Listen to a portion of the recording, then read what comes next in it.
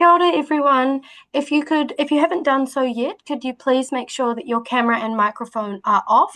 And we just want you to be aware that this is being recorded, video and microphone. Thank you so much.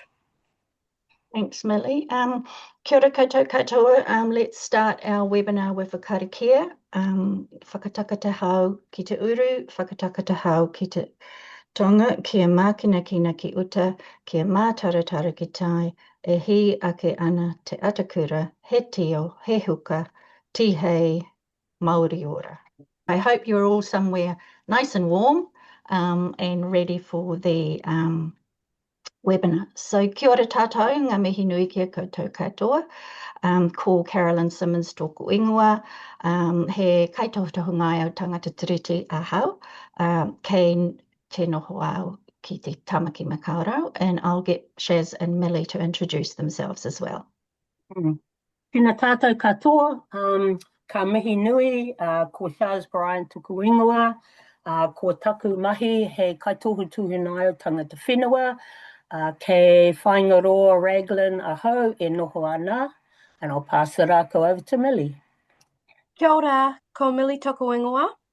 Kaitohutohu whakawhiti kōrero me te kairahi kōrero Matahiko Mātua, Communications Advisor and Digital Contact Lead. E noho ana au ke whanganui atara me Otepote.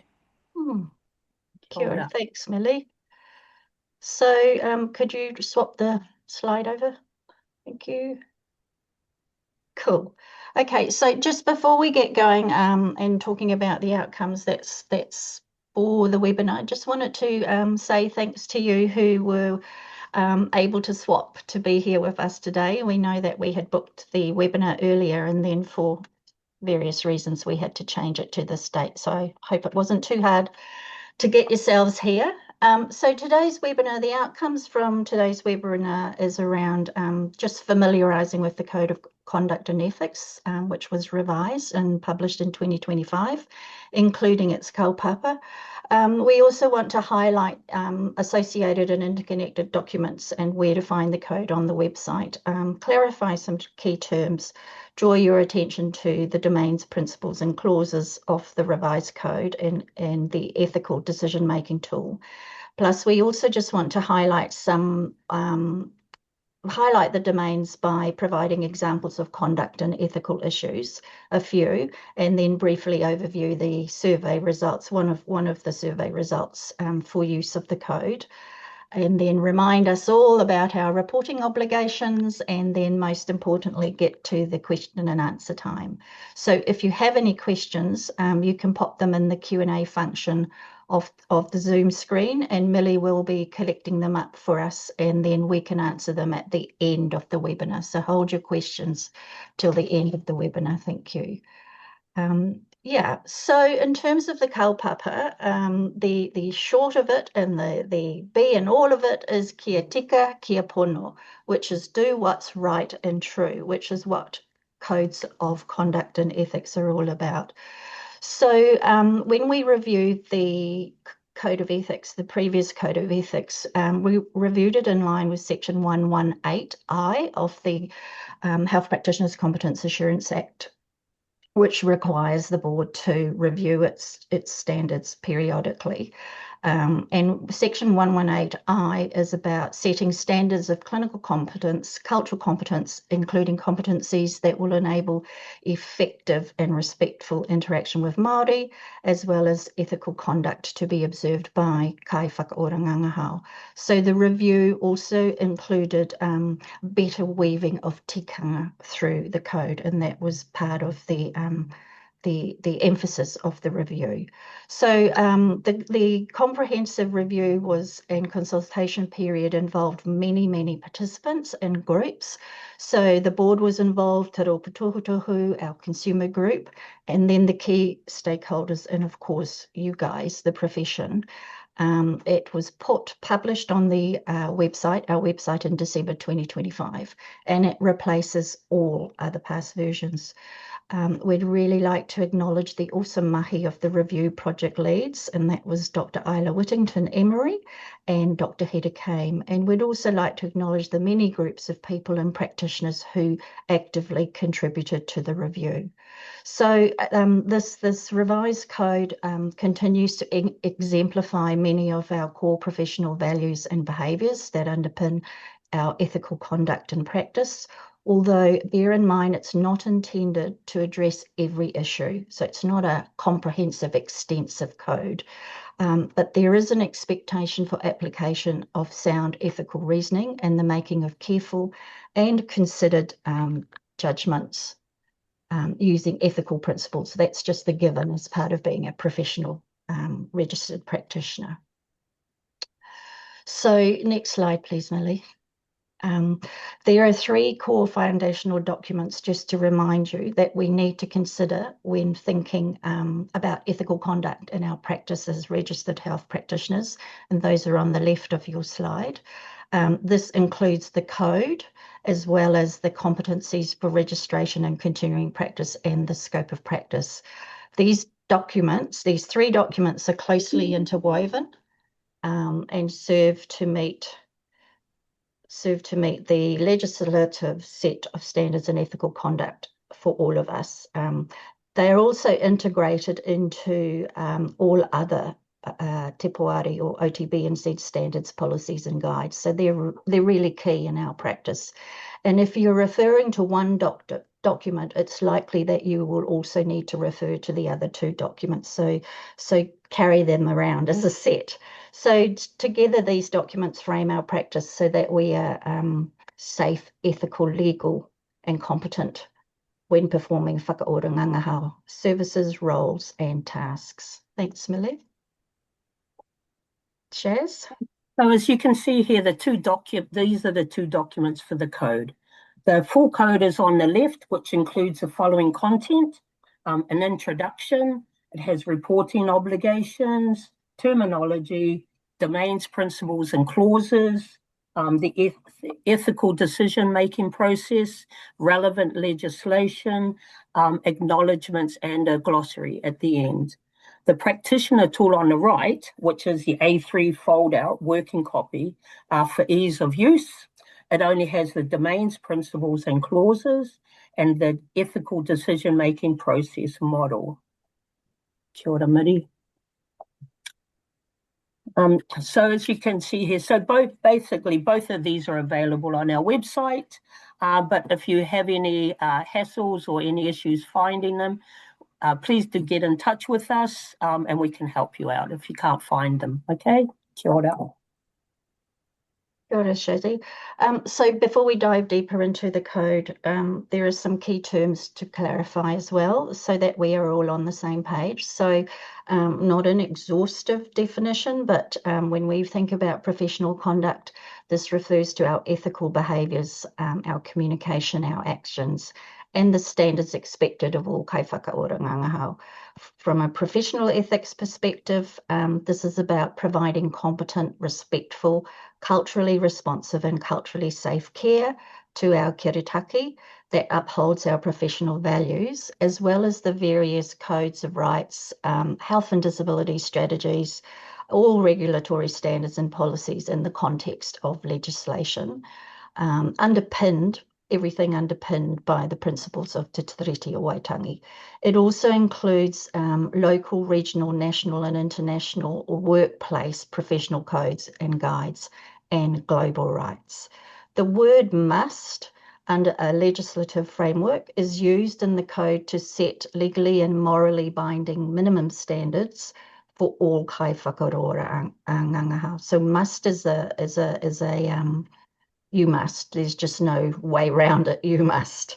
But the word should, when we use it in our documents, indicates that some discretion may be used in contexts and situations that may require a degree of flexibility in one's response. So you need to pay attention to the use of these words in the code and the use of these words in any of our documents. And the must and the should is also in line with the Health Practitioners Competence Assurance Act. How it's used. Kia ora.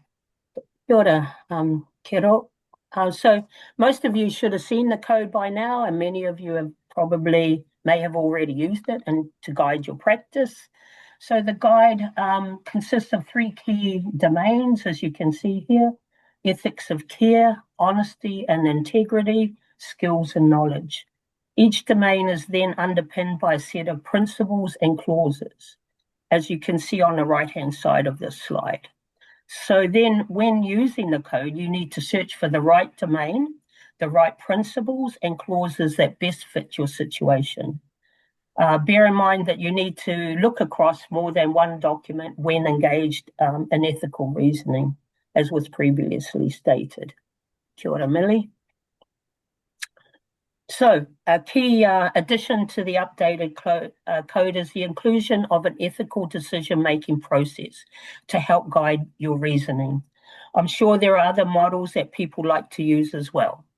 Having a structured tool is helpful to systematically guide our critical reflection and reasoning, and it can be especially helpful in supervision and when consulting others. It is important to embed the code in your supervision and day-to-day practice, and to be transparent with your ethical reasoning. Use of the tool can also help identify potential ethical dilemmas and risks and figure out what you need to do about them, whether through foresight, hindsight, or during action. Kia ora, Millie. In the mini survey we conducted, which is a lot of you had input into this, so there are some ways the profession indicated they use the code for. As you can see, most of the respondents use it for the ethical reasoning, which is that big blue line out there, which is great. And it's also good to see it being used with undergraduate akonga, as well as for induction and orientation and for employment purposes. Kia ora. So the results might be a little bit small to read on the screen, but we'll add the full survey results onto the website so that you can have a look at that. Cool. Thanks, Millie. Thanks, everyone.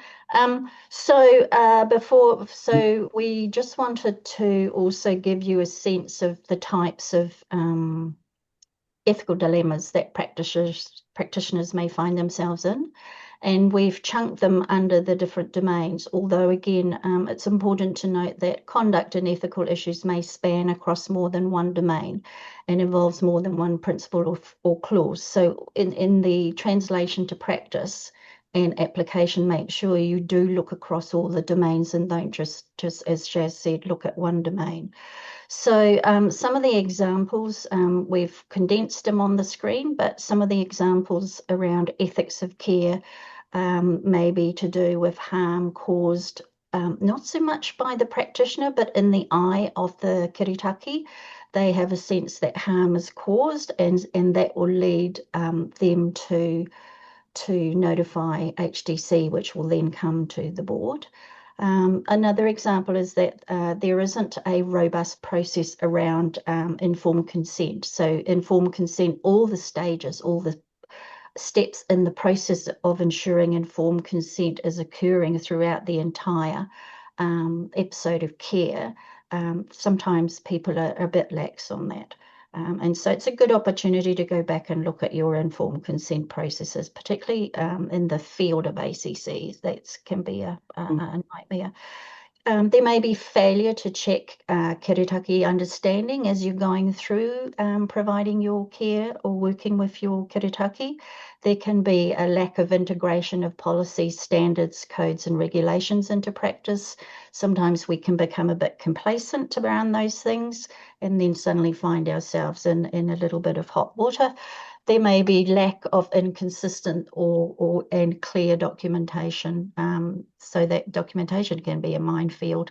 Practicing outside of scope of practice, that's a given, but it's about not checking and practicing outside of scope of practice without checking or thinking about it.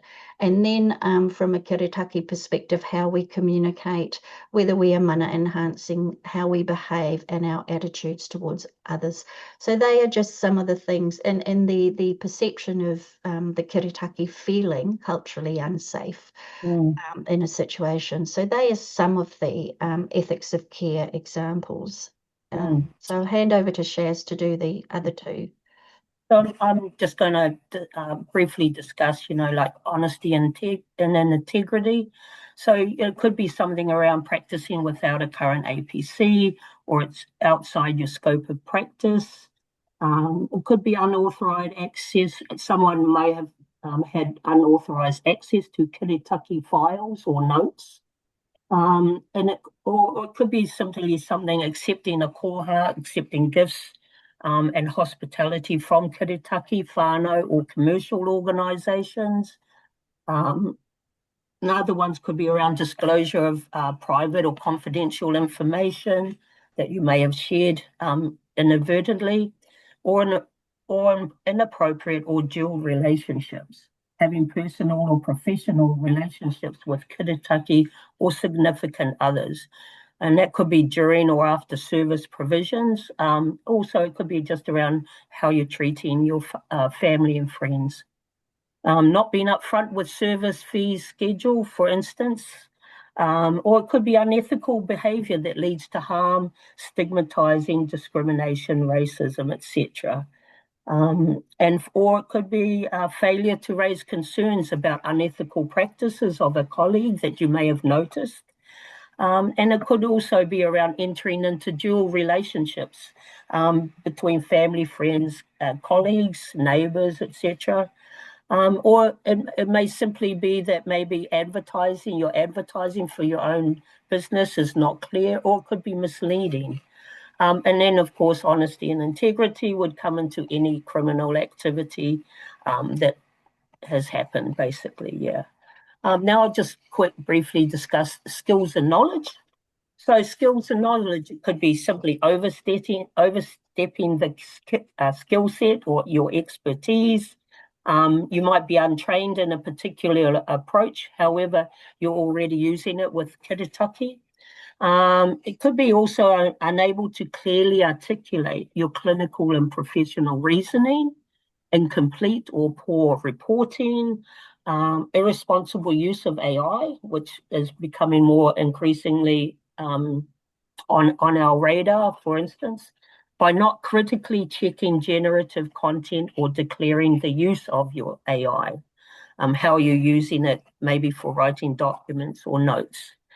It could be a misconception in the eyes of the service users, which is basically your Kiritaki or the public, who may perceive you are practicing as a kaiwhakaora nangaho and a role, and this could be around some ACC roles that have a different title, but you are actually drawing from your whakaora nangaho knowledge, skills, and to do the job, for instance. So I think, yes, that's it.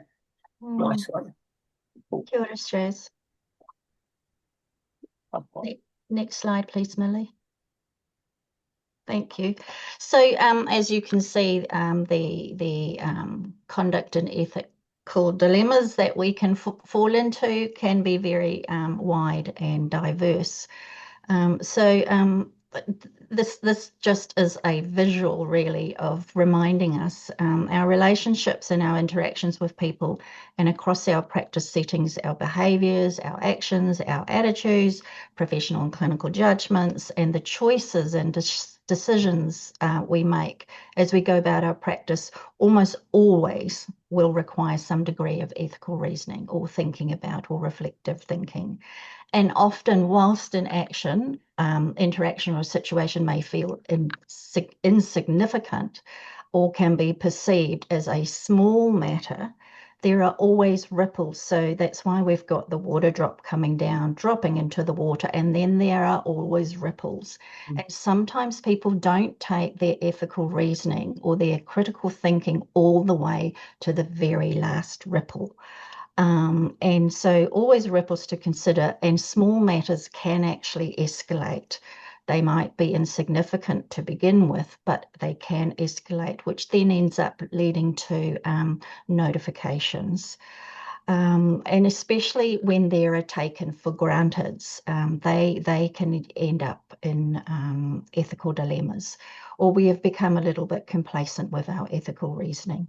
So a quick consult of the code is a good habit to develop, and even carrying the practitioner tool around is probably a good thing to do for a while until the code is locked into your mind.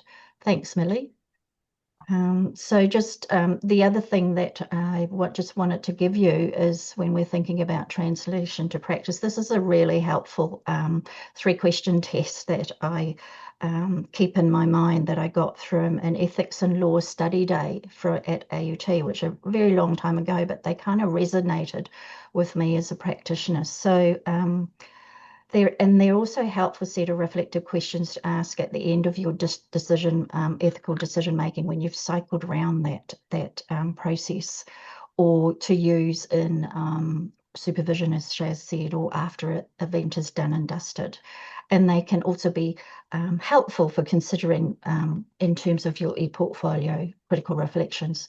So we need to be able to justify, explain, and align our ethical reasoning. So justifying around, if you needed to, how would you justify your proposed action in an official forum? And then explaining it. If you explained your decision and the reasons for it to your family, would they still be proud of you and respect you? Family or your closest colleagues, and then aligning it. Does your decision concur with your own values, beliefs, and understandings of your professional obligations, which then takes you into being a registered professional health practitioner. So that can be useful for some of you. So lastly, thank you, Millie.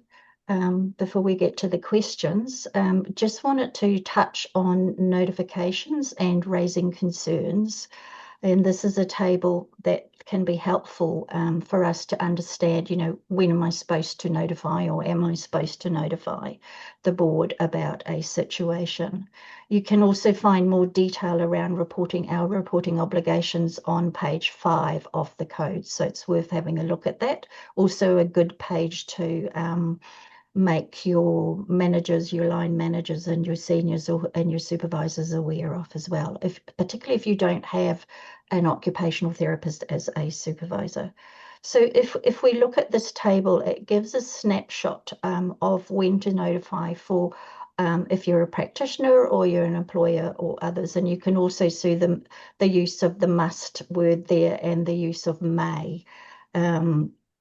So, and just, I'll come back to the table, but to alert you that there is a YouTube webinar as well on our website, and also on YouTube, which is around notifying the board around health competence and conduct. So when it comes to should I notify Te Puari, as a practitioner, you may, in terms of a complaint and a conduct, and you may, so if it's competence, you may notify the board around competence, and that's section 34(1) of the Act. And then if it's fitness is around physical and mental health, the practitioner's fitness to practice. So competence and fitness to practice. So if there's an issue with fitness, then it's a must, and that's under section 45, 1 to 2. So if you're a nerdy like me, then you will be rushing to the Health Practitioners Competence Assurance Act online and looking up those numbers. When it comes to employers, and bear in mind that your employers or your practice settings will have their policies around notification, raising concerns as well. And there might be that the professional leader, for example, in Te Whatu Ora, is the one that has to do the notification. But that doesn't stop you as a practitioner either. So as an employer, they may notify when it comes to a complaint or conduct. We would hope and assume, although that's a dangerous thing, that your HR systems, your supportive, educative systems around complaints and conduct in your work settings would kick in, and they would be sufficiently robust to manage the situation. And then the notification to the board is kind of like your last line of notification. If it's an issue around competence, then the employer must, again, It's a must for the employer under section 34(3) of the Act. And if it's a fitness issue, then the employer must notify the board under section 45(1) to 2. And then in terms of others, if it's a court issue, convictions, that's just a straight must under section 67. And then the Health and Disability Commissioner, that's also a must. If it's a competence, this is for kiritaki. If they perceive that it's a competence issue, it will go to the Health and Disability Commissioner first. If a kiritaki complaint came into, or notification came into the board, we would then also, before the HDC, we would also send it to the HDC, and then we wouldn't act on it until the HDC had acted on it.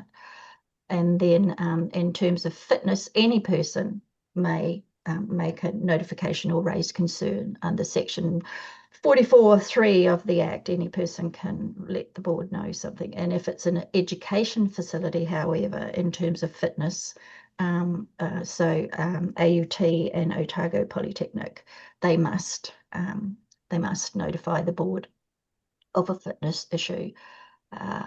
Yeah. So that's under section 45 of the Act, 4 to 5. So yeah, as I said, there's a section in the full code of ethics around reporting obligations. If you're in doubt, then go back to that section, but also ask in your work settings, what's our policy around this, and who gets to do those notifications. So that's all the slides that we wanted to share with you.